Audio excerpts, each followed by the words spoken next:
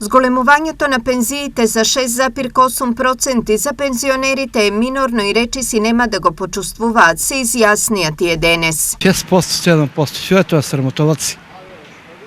Тие што си имат 30-40 хиляди плата, земат 5.000 дарки, 6 покачување. Покачувањето малко покачувањето. 6% малко покачувањето. Покачување мисля треба се кача на малите примена повише, на големите примена по-малку се кача. А оно качува исто примето на малите и големите. Мисля малку се пари, што е 700 динара?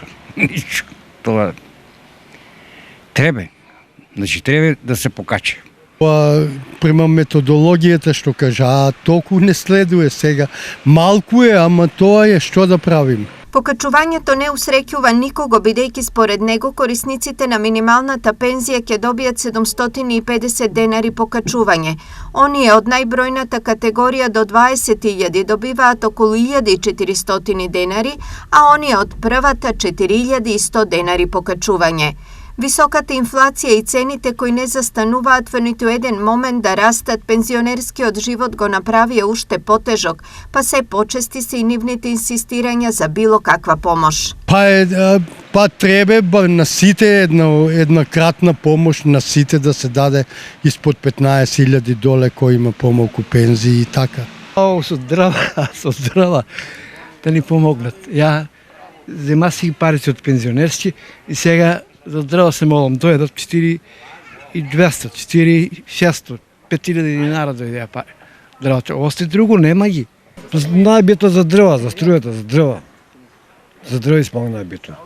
Па види, за дрва мислам треба да има бесплатни дрва.